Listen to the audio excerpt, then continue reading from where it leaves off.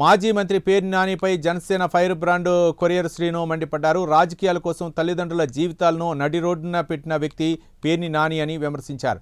ఎమ్మెల్యేగా పేర్ని నాని సరికాదు కాబట్టే రాజకీయ వారసుడిగా పేర్ని కృష్ణమూర్తి ప్రకటించలేదన్నారు. తండ్రి మీద అంత ప్రేమ ఉన్న పేర్ని నాని తండ్రి జ్ఞాపకార్థం బందర్లో ఒక్క విగ్రహం కూడా ఎందుకు పెట్టలేదని ప్రశ్నించారు. నవరసాలు పండించి మాట్లాడితే నమ్మటానికి బందరు ప్రజలు పిచ్చోళ్ళు కాదని కొరియర్ శ్రీను అన్నారు. అందరికీ నమస్కారం. మీడియా మిత్రులందరికీ గత వారం 10 రోజులుగా మచిలీపట్నంలో పరిణామాలు అందరూ గమనిస్తూనే ఉన్నారు. మన బందరు మాజీ మంత్రివర్యులు పేర్ని వెంకటరామయ్య గారు పెద్ద ముత్తైదువు నిన్న చాలా హుందాతనంగా మాట్లాడారు. తన గాథనే కాకుండా తన తండ్రి గాథను కూడా మచిలీపట్నమే కాకుండా యావత్తు ఆంధ్ర రాష్ట్రానందరికీ తెలియజేయటం మనం అందరూ చూసాము.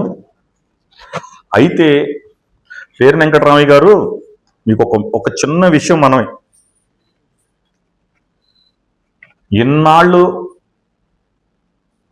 ఏనాడు కూడా పేర్ని కృష్ణమూర్తి గారి గాథను ఎవరికి కూడా తెలియని చరిత్రని మీరు పొంకాలుగా అతని చరిత్రను బయటపెట్టారు, పెద్ద ఆయన చరిత్రని. పైగా ఆ రోజు తరంలో ఉన్న మనుషులు తెలుసు, ఈ తరంలో ఉన్న మనుషులు తెలియదని చెప్పారు. అంటే తండ్రి మీద ఉన్న ప్రేమతో చెప్పారా, అది లేదా తండ్రి మీద ఉన్న ఆక్రోశతో, తండ్రి మీద ఉన్న కోపంతో తండ్రి గాథను బయట పెట్టారో మాకు అర్థం కాలేదు. కొంచెం దాని గురించి కూడా మీరు కొంచెం వివరణ చెప్తే చాలా బాగుండేది. ముఖ్యంగా ఇన్నాళ్ళు కూడా ఎప్పుడు మేము మీ ఇంట్లో విషయాలు కానీ ఎప్పుడు కూడా ఎవరు కూడా ఒక్క విషయం కూడా మాట్లాడలేదు. ఎందుకంటే గత ప్రభుత్వంలో మా అధినాయకుడి మీద, మా అధినాయకుడు తల్లిల మీద కానీ, మా అధినాయకుడి పిల్లల మీద కానీ మీరు ఎన్ని విమర్శలు చేసినా సరే మేము ఎక్కడా కూడా ఏ సమెత్తున మీ తండ్రి గారు అయిన పేర్ని కృష్ణమూర్తి గారికి ఎంత మచ్చ కూడా బయట పెట్టలేము. కానీ నువ్వు మా తండ్రి అంటే చాలా ప్రేమని నీ తండ్రిని నువ్వే బదలాం చేస్తా మొదలుపెట్టావు. నిన్న నువ్వు చెప్తున్నావు సాక్షాత్తు మా తండ్రి గారైన స్వర్గీయ పేర్ని కృష్ణమూర్తి గారికి ఆరోగ్యం బాగోపోతే 1992లో మెడ్రాస్లో మా పెద్దమ్మలో, మా మేనత్తలో, మా పెదనాన్నలో అందరూ సమక్షంలో నాకు చేతిలో మాటేసి పేర్ని వెంకటరామయ్య అనే నాని గారిని రాజకీయ వారసుడిగా, ఎవరి వారసుడిగా, పేర్ని కృష్ణమూర్తి గారి వారసుడిగా దింపాలని మీరు చెప్పారు. అది వాస్తవం అయితే నాని గారు, అది నిజంగానే వాస్తవం అయితే పేర్ని కృష్ణమూర్తి గారు అనారోగ్యంగా ఉన్న పరిస్థితిలో ఉన్నప్పుడైతే 1995లో పేర్ని కృష్ణమూర్తి గారు మళ్ళీ ఎందుకు పోటీ చేశారు? ఆయన ఆరోగ్యం బాగోకపోతే 1995లో అంబటి బ్రాహ్మణయ్య గారి మీద ఎందుకు పోటీ చేశారు? అది వివరం చెప్పాలి. అదే కాకుండా పేర్ని కృష్ణమూర్తి గారు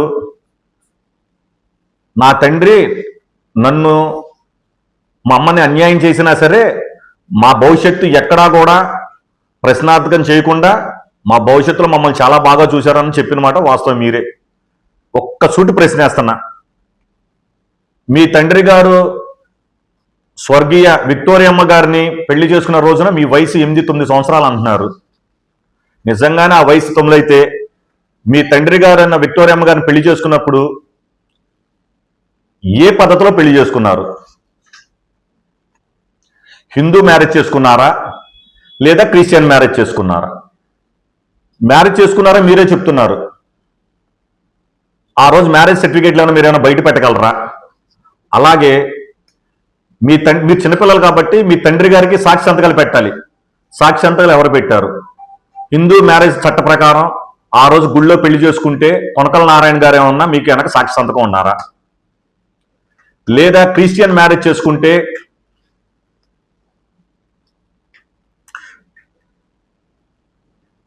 కోనేరు రంగారావు గారు ఏమన్నా సంతకాలు పెట్టారా సర్టిఫికేట్ల మీద? కొంచెం దయించి ఆ సర్టిఫికేట్ చూపించండి. ఇవన్నీ మీరు ప్రెస్ మీట్ పెట్టి వివరాలు అవతలోనే హావభావాలు చెప్తాం కాదు. మీరు అడిగిన మీరు చెప్పినాటికే మేమే ప్రశ్న అడుగుతాం. ఆ ప్రశ్నకు సమాధానం చెప్పండి. ఆ రోజున రేవతి సెంటర్ నుంచి కోనే సెంటర్ వరకు రోడ్డు వైండింగ్ లో మీరు ఆ రోజున ఎవరికన్నా సరే నోటీసులు ఇచ్చారా? అర్ధరాత్రి పూట కల్పన టెక్స్టైల్స్ అని ఒక వైశ్య కుటుంబానికి, అంటే నోరు లేని వ్యక్తి అనేక వైశ్య కుటుంబాన్ని అర్ధరాత్రి పూట ప్రొక్లైన్ పెట్టి పగలకొట్టిన మాట వాస్తవా కాదా? మీరు నోటీసులు ఇచ్చారని చెప్పండి, మేము బంద్ రోజులు వెళ్ళిపోతాను. మీరు చెయ్యాల్సిన చేసి అదే ఎదురుగుండా ఉన్న వివిఎస్ గ్రాండ్, ఆనాడు సుబ్బయ్య గారు హోటల్ అంటారు, ఈనాడు వివిఎస్ గ్రాండ్. మరి ఎదురుగుండా నీ వివిఎస్ గ్రాండ్ కొట్టపాట కారణం ఏంటి అంటే నీ అనుచరులు తెల్లారు లేస్తే ఆ సుబ్బయ్య గారు హోటల్ తింటారు కాబట్టి, వాళ్ళు దోచుకున్నావు కాబట్టి అది నువ్వు కొట్టకుండా వదిలేసావు. మరి ఎదురుకున్న వైశ్య కుటుంబాన్ని ఎలా కొట్టావు? ఆ రోజున అర్ధరాత్రి పూట ఎలా పగలబట్టి కల్పన టెక్స్టైల్స్ పగలగొట్టిన మాట వాస్తవా కాదా? బందర్ ప్రజలందరికీ తెలియాలి. ఒకటి కాదు, కుంపాలుగా ఉంది. నిన్న ఏ ప్రెస్ మీట్లు అయితే నీ పక్కన కూర్చున్న మేకల సుధాకర్ బాబు ఎలియా సుబ్బన్న, వైఎస్ఆర్సీపీ మచిలీపట్నం టౌన్ ప్రెసిడెంట్, నీ అయితే పక్కన కూర్చున్నావో లక్ష్మీ టాకీస్ సెంటర్ లో అతనికి బార్ ప్లేస్ లేదని చెప్పి అతనికి ఎవడో స్థలం ఇవ్వట్లేదు, పేరు వెంకట అనుచరులకి ఎవరైనా సరే వెనక్కి ఎవరైనా అన్న మాట ఉద్దేశంతో ఎవరో స్థలం అయిపోతే బుర్రా నటేష్ అనే లక్ష్మీ టాకీస్ లో బుర్రా నటేష్ అనే ఒక వ్యవస్థ ఎవరో వాళ్ళ మిస్సెస్ పేరు మీద ఉంది, బుర్రా విజయలక్ష్మి అని. ఆ రోజున నువ్వు మున్సిపల్ ఆఫీస్ నుంచి 21వ తారీఖున నువ్వు నోటీస్ ఇచ్చావో ఇవ్వలేదా?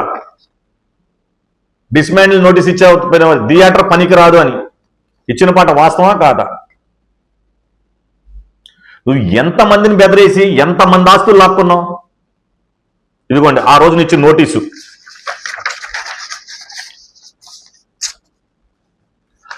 ఆ బుర్రా నటేష్ అనేవాడు భయపడిపోయి మీకేం కావాలి పేరు నాని గారు అని సరెండర్ అయిపోతే, నాకు బారు పెట్టుకుంటా, మా అనుచరులు బారు పెట్టుకుంటా లైసెన్స్ షాప్ కావాలంటే ఆ షాప్ ఇచ్చిన తర్వాత ఇవాళ పనికిరాని లక్ష్మీ థియేటర్ ఇవాళ కన్వెన్షన్ హాల్ ఎలా అయింది? నటేష్ కన్వెన్షన్ హాల్ ఎలా అయింది నీ హయామలో? నువ్వు సత్యచంద్రులా చెప్తున్నావు పేరు వెంకటరావు గారు. నా జీవిత గాథ తరతరాలు చెప్పుకోవాలంటావు. ఇగో నీ జీవిత గాథ తరతరాలు చెప్పుకుంటాయి. నీ అనుచరులకి షాపు కోసం ఆ రోజున నువ్వు ఇది వ్యవస్థకు పనికి రాదు, ఇది డిస్మాండిల్ చేసేయాలని నువ్వే ఇచ్చిన నోటీసు. ఇచ్చిన 15 రోజుల తర్వాత అది కన్వెన్షన్ హాల్ ఎలా పనికొచ్చింది? కొత్త కన్స్ట్రక్షన్ చేశారా? లేదు కదా. దీనికి సమాధానం చెప్పండి పేరు వెంకటరామయ్య గారు. తండ్రి గారి మీద ఉన్న కోపంతోనో మేమెవరం కూడా ఆయన గురించి ఏ రోజు మాట్లాడపోయినా మీరే ప్రెస్ మీట్ పెట్టి మీ నాన్నగారి పరువుని మీరే రోడ్డు మీద దిగజార్చేటట్టు మీరే ప్రెస్ మీట్ పెట్టారు. పైగా నవరసాలు రకరకాలుగా హావభావాలతో నిన్న పాత సినిమాలో ర్యాలింగ్ గారు ఉంటారు కదా, ఆ భిన్నమైన వేషాలతో మీరు మాట్లాడారు. మీరు రాజకీయంగా సినీ ఫోటోగ్రఫీ మినిస్టర్గా పనిచేసినప్పుడేమో అని అనుభవం మరి నాకు తెలీదు. మీరు రాజకీయంగా మీరు వద్దనుకున్నారేమో, ఒకళ్ళు సినిమాకి వెళ్తే ట్రై చేస్తాకైతే ఇలాంటి చెప్తాకన్నిటి చాలా బాగుంటుంది. రెండోది,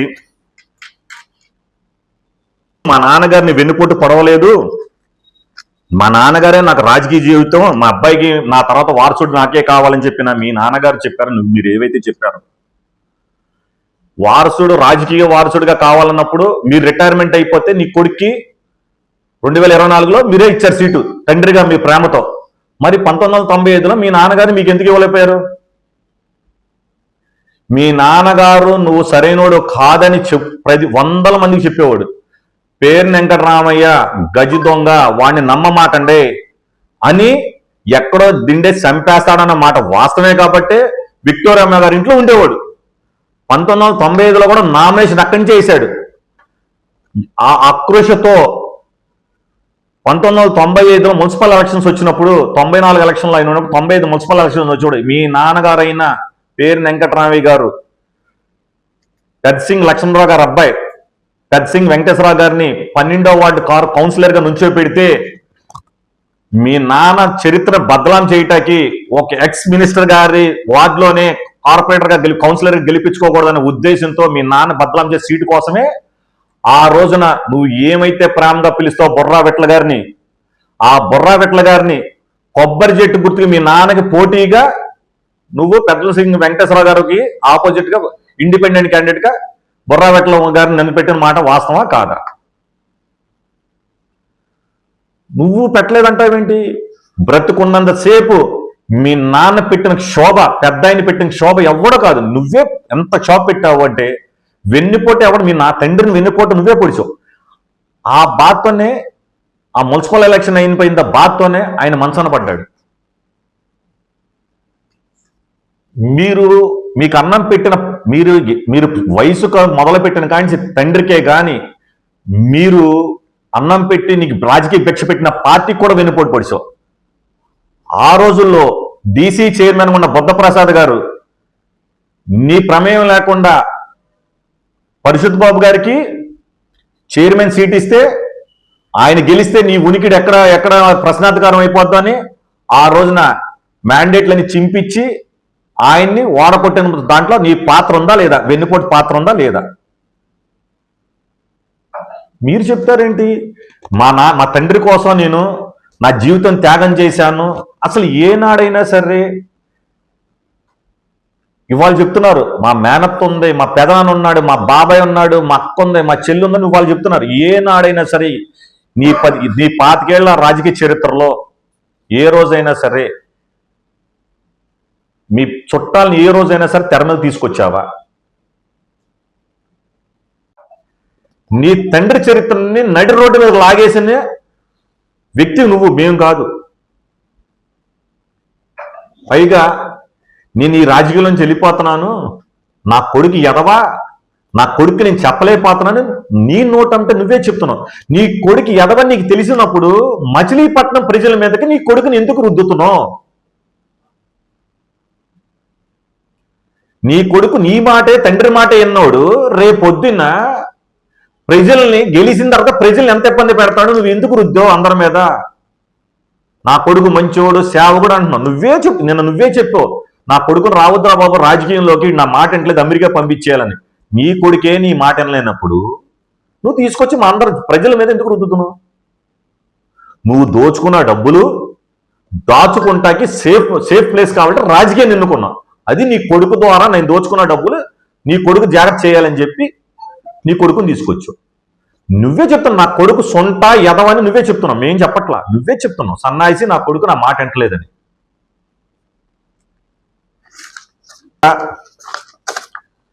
అంటే పేరునంక ఇవన్నీ నేను ప్రశ్నలే, నేను జవాబులు చెప్పలేదు. పేరునంకర గారు మీరు నిన్న మాట్లాడినన్నిటికీ నేను ప్రశ్నలు వేస్తున్నా. మీకు దమ్ము ధైర్యం ఉంటే నేను అడిగిన ప్రశ్నలన్నిటికీ సమాధానం చెప్పండి. అలాగే ఒక 10 రోజుల క్రితం కొల్లు రవీంద్ర గారు ఎక్సైజ్ శాఖ మంత్రి ఇలాకాలో తన అనుచరులకి ఇష్టం వచ్చినట్టు షాపులు పెట్టేసుకున్నారు, టెంటుల్లో పెట్టేసుకుంటున్నారు, ఇంజనీరింగ్ కాలేజీ పక్కనే ఉందని చెప్పారు. అయ్యా పేరు వెంకటరామయ్య గారు, మేము ఆక్షన్ మాకు కొల్లు రవీంద్ర గారు మంత్రి గారు మాకేమి ఇప్పించాల. మేము ఆక్షన్లో వస్తే ఆక్షన్ లాటరీలో తగిలినప్పుడు మాకు లైసెన్సీ ప్రొవిజన్ పీరియడ్ అని ఇస్తారు. లైసెన్సీ ప్రొవిజనల్ పీరియడ్ అని ఇస్తారు. అంటే మీరు మంత్రి చేశారు, ఐఎంపైఆర్ మినిస్టర్ చేశారు, కార్మిక శాఖ మంత్రి చేశారు, కార్మిక